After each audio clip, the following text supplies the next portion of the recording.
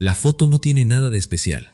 Es una calle gris de Dublín, cielo cerrado, el aire de una mañana cualquiera de principios de 2013. Hay una fila de gente en la puerta de una oficina de asistencia social. Manos en los bolsillos, la mirada baja, la resignación tranquila de quien hace esa fila todas las semanas. En algún lugar de esa cola hay un muchacho flaco, de barba pelirroja mal recortada, que acaba de cobrar 188 euros. Es lo que le da el Estado para vivir 7 días. Nadie a su alrededor lo mira 2 veces. Presta atención a ese muchacho, porque 3 años después, ese mismo hombre estaría parado en el centro del Madison Square Garden, con 2 cinturones al hombro, convertido en el primer campeón doble simultáneo en la historia de esta empresa, y en el atleta más rico y más odiado del deporte de combate. Y aquí viene lo que casi nadie se pregunta, no cómo subió, eso ya lo sabes. La pregunta es otra, más incómoda. ¿Por qué el hombre más grande que tuvo este deporte se borró del mapa durante 5 años enteros? ¿Por qué el que predijo cada golpe de su propia leyenda no dijo una palabra dentro de una jaula desde julio de 2021? La respuesta no es una, son varias, y ninguna es la que te contaron en los titulares. Antes de seguir, suscríbete si te gustan estas historias del octágono. Lo que viene lo explica todo. El año es 1988. En Crumlin, un barrio obrero del sur de Dublín, nace Conor Anthony McGregor, hijo de un taxista y una madre que trabajaba donde podía. Irlanda de los 80 era un país que exportaba a sus jóvenes. Los que no conseguían trabajo se subían a un avión rumbo a Londres, a Boston, a cualquier lado. Crumlin no era un barrio de campeones mundiales. Era un barrio de sobrevivientes. De chico, Conor era bueno con las manos, pero no de la forma en que después lo sería. Era aprendiz de plomero. Se levantaba de madrugada, cargaba herramientas, cavaba zanjas para tuberías bajo la lluvia irlandesa. Odiaba cada minuto de ese trabajo. En una entrevista, años más tarde, contaría que la sensación de estar atrapado en una vida que no había elegido fue lo que lo empujó al gimnasio con una intensidad que asustaba. El box lo conoció temprano, en el club de Crumlin, la misma cuna que dio boxeadores olímpicos irlandeses. Pero lo que lo capturó fue otra cosa. Un día entró a un galpón modesto llamado Straight Blast Gym, dirigido por un entrenador de anteojos y voz calma llamado John Kavanagh. Ahí no se boxeaba nada más. Ahí se hacía eso nuevo, mezclado, sucio y hermoso, que se llamaba artes marciales mixtas. La primera señal apareció rápido. Kavanagh vio a un chico que golpeaba con la zurda como si tuviera un martillo escondido en el guante. Sí, pero eso no era lo raro. Lo raro era la boca. El muchacho hablaba de campeonatos mundiales cuando todavía peleaba por 200 euros en gimnasios de provincia. Y no lo decía como un sueño. Lo decía como un dato del futuro que él ya había visto. El año es 2012. En Cage Warriors, la principal empresa europea de la disciplina, McGregor hace algo que casi nadie hizo antes. Gana el título de peso pluma y el de peso ligero, y los sostiene al mismo tiempo. 2 cinturones, 2 categorías, un solo hombre. Si esa jugada te suena conocida, es porque 4 años después la repetiría en el escenario más grande del planeta. El plan ya estaba escrito, solo faltaba que el mundo se enterara. Y sin embargo, entre pelea y pelea, Conor McGregor seguía cobrando la asistencia social. 188 euros por semana. La leyenda cuenta que cobró su último cheque del Estado apenas unos días antes de firmar con la empresa más grande del deporte. IFE. De la cola de la oficina de desempleo al contrato que le cambiaría la vida, en cuestión de días. Para mí, este es el punto que casi nadie entiende del personaje. McGregor no inventó su confianza cuando se hizo rico. La tenía intacta cuando no tenía nada. Esa es la parte peligrosa. Esa es la parte que, mucho después, no iba a poder apagar. Hay un apodo que le pusieron los fanáticos y que dice más de él que cualquier récord. Mystic Mac. Mac el místico. El adivino. Nació de una costumbre suya que al principio parecía puro delirio. Antes de cada pelea, McGregor no se limitaba a prometer la victoria. Anunciaba el detalle, el asalto, el tipo de golpe, la mano con la que iba a terminar todo. Y una y otra vez, durante su ascenso, esas profecías se cumplieron con una exactitud que ponía la piel de gallina. Dijo que noquearía a José Aldo en el primer asalto, y lo hizo en 13 segundos. Dijo cómo caería cada rival, y los rivales caían casi como él lo había dictado. El mito del guerrero que ve el futuro es viejo como el mundo. Los antiguos tenían a sus oráculos, hombres y mujeres que decían leer lo que aún no había pasado. McGregor tomó esa figura y la vistió de traje a rayas y reloj de oro. Se presentó como un oráculo de sí mismo. Y funcionó porque, a diferencia de los oráculos de la antigüedad, este bajaba a la jaula y cumplía la profecía con los puños. Pero hay una trampa en ser Mystic Mac. Cuando construyes tu leyenda sobre la idea de que controlas el futuro, cada cosa que se sale del libreto no es solo una derrota, es una grieta en la religión, y el futuro tarde o temprano deja de obedecer. Esa es la ironía que atraviesa toda esta historia. El hombre que predijo cada golpe de su gloria no fue capaz de predecir su propio silencio de 5 años. Guarda esa idea. Vamos a volver a ella. El año es 2013, 6 de abril, Estocolmo. McGregor debuta en la empresa grande contra Marcus Brimage. Tarda poco más de un minuto en destrozarlo. Se lleva un bono por la actuación de la noche. En la entrevista posterior, agradece a la empresa por los dólares y promete que va a ser el hombre a vencer en su categoría. Nadie lo conocía esa mañana. Esa noche, todo Irlanda sabía su nombre. El año sigue siendo 2013, 17 de agosto, Boston. Segunda pelea contra un hawaiano joven y peligroso llamado Max Holloway. McGregor gana por decisión unánime, pero hay un detalle que en su momento pareció una nota al pie y que hoy, 13 años después, se lee como un presagio. Durante esa pelea, McGregor se rompió el ligamento cruzado anterior de una rodilla. Peleó los últimos minutos con la pierna reventada por dentro y aún así se llevó la victoria. Guarda ese nombre, Holloway, y guarda esa imagen de McGregor ganando sobre una pierna que ya no respondía. Los dos van a volver. El año es 2050. Después de una racha demoledora, McGregor consigue lo que venía cazando. José Aldo, el rey absoluto del peso pluma, un campeón que llevaba 10 años invicto. En la promoción de la pelea, McGregor le arrebata el cinturón de las manos en pleno escenario y desata un circo mediático que cruza el océano. La noche del combate, 12 de diciembre, tarda exactamente 13 segundos en tumbarlo con esa zurda de contra que ya era su firma. 13 segundos para terminar con una era. La profecía se había cumplido otra vez. El año es 2016 y aquí la historia se pone humana. En marzo, McGregor sube de categoría por un rival de emergencia y se estrella contra Nate Diaz, que lo somete y le da su primera derrota real en la empresa. El invencible sangraba. Pero en lugar de esconderse, hizo algo que definiría su carácter. Exigió la revancha de inmediato, en la misma categoría, contra el mismo hombre. En agosto lo venció por decisión dividida en una guerra de 5 asaltos. No fue una victoria limpia ni cómoda, fue algo más valioso, la prueba de que podía perder y volver. Y entonces llegó la cima. 12 de noviembre de 2016, Madison Square Garden, Nueva York. La primera vez que la empresa peleaba en ese templo. Rival, Eddie Álvarez, campeón de peso ligero. McGregor lo desarma en 2 asaltos y hace historia. Primer peleador en sostener 2 cinturones de 2 categorías al mismo tiempo. Exactamente lo que había hecho en Europa 4 años antes, cuando nadie lo miraba. El plan escrito en la miseria de Crumlin, ejecutado bajo las luces más caras del mundo. Fuera de la jaula, el imperio crecía todavía más rápido que su leyenda. En 2017 cruzó al boxeo para enfrentar a Floyd Mayweather, uno de los púgiles más grandes de la historia, en un evento que movió cifras obscenas. Perdió por nocaut técnico en el 10º asalto, sí, pero se fue con la billetera cambiada para siempre. Después vino el Whiskey Proper No. 12, un negocio que según los reportes vendió por una suma que se contó en cientos de millones de dólares. En 2021, la revista Forbes lo ubicó como el atleta mejor pagado del planeta, por encima de futbolistas y basquetbolistas, empujado sobre todo por ese negocio de bebidas. El aprendiz de plomero se había convertido en una marca global. Y aquí conviene detenerse, porque en ese cruce al boxeo hay una pista de todo lo que vendría. Contra Mayweather, McGregor no vendió una pelea. Vendió un espectáculo planetario en el que el resultado deportivo casi daba igual. Ganó el que tenía que ganar, el boxeador, pero el que se llevó el mundo entero fue el irlandés que se atrevió a subirse. Ese fue el momento exacto en que el showman empezó a pesar más que el peleador. A partir de ahí, cada aparición de McGregor generaba más dinero fuera de la jaula que adentro.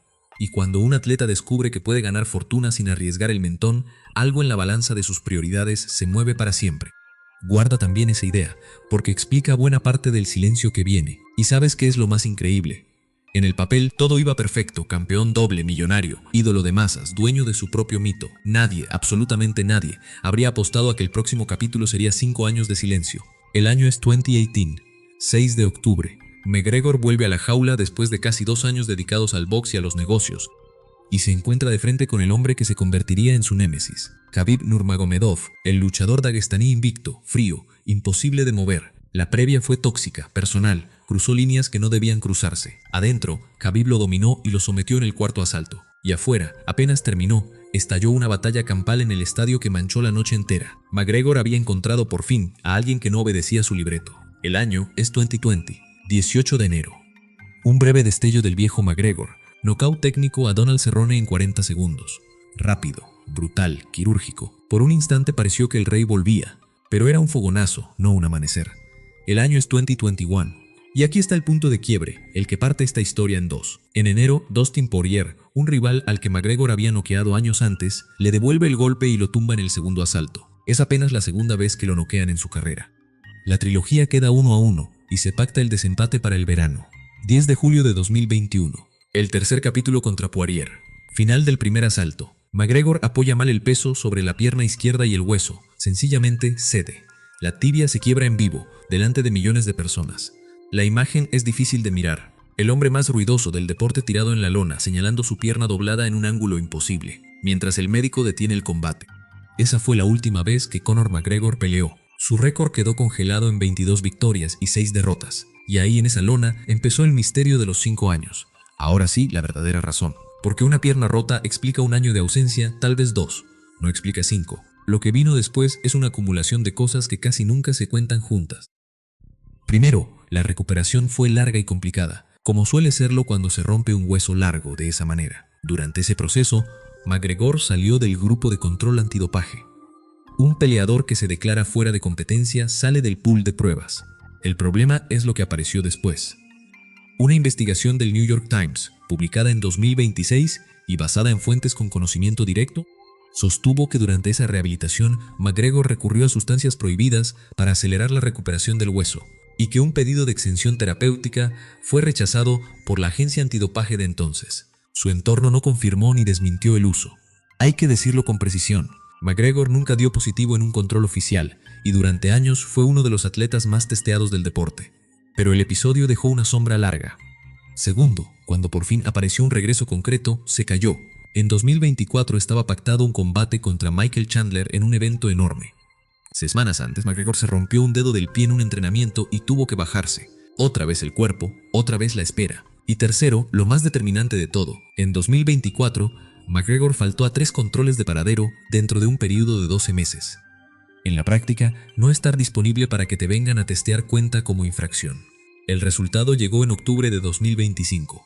Una suspensión de 18 meses, retroactiva a septiembre de 2024, que no terminaba hasta marzo de 2026. La sanción estándar por 3 fallas de paradero es de 24 meses. Se la redujeron por su cooperación. Ahí tienes el corazón de la desaparición. No fue solo la pierna. Fue la pierna, más el dedo, más una maquinaria antidopaje que con motivos o sin ellos, lo mantuvo fuera de competencia año tras año. Y sobre todo eso, una vida que se le había vuelto demasiado grande para volver a caber en una jaula. En noviembre de 2024, un jurado civil en Dublín lo halló responsable de agresión en una demanda por hechos de 2018 y le ordenó pagar una indemnización. Fue un fallo civil, no penal, y consta en el registro público. Hubo además un incendio en su pub de Dublín, coqueteos con la política irlandesa que incluyeron un anuncio y una posterior retirada de una eventual candidatura presidencial, y una lista de negocios y polémicas que llenaban titulares casi todas las semanas. Sumó una cerveza negra propia, la Forged Irish Stout, se hizo parte dueño de una promoción de boxeo a puño limpio, abrió y regenteó su propio pub en Dublín, apareció en una película de Hollywood. El hombre estaba en todas partes, menos donde lo había hecho grande. Cada mes había una foto nueva, un negocio nuevo, una polémica nueva. Lo único que no había era una pelea. Y ese contraste lo dice todo. Mientras su imperio se expandía en 10 direcciones, el octágono, el lugar que originó absolutamente todo, se quedaba vacío, esperando a un dueño que no volvía. Para mí, este es el punto que casi nadie nota. McGregor no desapareció porque perdiera las ganas de pelear. Desapareció porque el personaje que había construido para conquistar el mundo terminó ocupando cada minuto de su vida menos el único que importaba, el del combate. La leyenda se comió al peleador. ¿Y tú qué piensas? ¿Fue mala suerte con las lesiones? ¿O fue un hombre que se distrajo de su propio oficio? El año es 2026, 11 de julio, T-Mobile Arena, Las Vegas. Después de exactamente 5 años, Conor McGregor vuelve a caminar hacia el octágono. Tiene 37 años y cumple 38 apenas 3 días después. Del otro lado lo espera, entre todos los nombres posibles, Max Holloway. Sí, el mismo hawaiano al que le ganó en Boston hace casi 13 años, aquella noche en que peleó con el ligamento roto. El deporte, que casi nunca escribe finales redondos, esta vez le devolvió al rival del principio para cerrar el círculo. Ahora pelean en peso welter, a 5 asaltos, 2 hombres en etapas completamente distintas de sus vidas. La previa fue lo que tenía que ser. McGregor volvió a hablar como en sus mejores tiempos, a prometer espectáculo, a repetir su vieja consigna de que el Mac está de vuelta. Reveló que su contrato incluye ya una segunda fecha para 2027, como si el futuro volviera a estar bajo su control. Y volvió a ser el más testeado de todos. Solo en 2026 le tomaron muestras una docena de veces, muchas más que a cualquier campeón en actividad. La bestia había vuelto al corral, y el corral lo miraba con lupa. Pero la pregunta de fondo no es si va a ganar o perder contra Holloway. La pregunta es más honda, y es la que convierte esta historia en algo que trasciende al deporte. ¿Qué le pasa a un hombre que se inventa un personaje tan gigante que ya no puede sacárselo? Porque eso es, en el fondo, lo que le pasó a McGregor. Creó a The Notorious, el notorio, un tipo de traje reluciente que hablaba en profecías y caminaba como si fuera dueño del planeta. Ese personaje lo sacó de la pobreza, lo hizo el más rico, lo volvió inmortal. Y después, cuando el cuerpo le falló y la vida se le complicó, no pudo volver a ser simplemente Connor, el muchacho de Crumlin que cavaba zanjas. La máscara se le había pegado a la cara. Esa es la condena de cierta clase de fama. No es una jaula de oro. Es una jaula de espejos, donde a donde mires te devuelven la imagen que tú mismo construiste, y ya no sabes cuál de las dos caras es la verdadera. El precio de ser el más grande no lo pagas cuando ganas. Lo pagas 5 años después, en el silencio, cuando descubres que el personaje sigue vivo y exigiendo escenario aunque el hombre solo quiera descansar. Ese es el verdadero motivo por el que McGregor desapareció un lustro. No una pierna, no un dedo, no una suspensión, aunque todo eso sea cierto y esté documentado. Fue un hombre atrapado en la escala de su propio mito, incapaz de volver a caber en la vida pequeña donde había sido feliz. Y por eso, gane o pierda esta noche de julio, la historia ya vale la pena contarse. Porque no habla solo de un peleador. Habla de todos los que alguna vez construyeron una versión de sí mismos tan grande que después no supieron cómo apagarla. Vuelve por un segundo a aquella foto del principio. La calle gris de Dublín, la fila en la oficina de asistencia social, el muchacho flaco de barba, pelirroja con 188 euros en el bolsillo.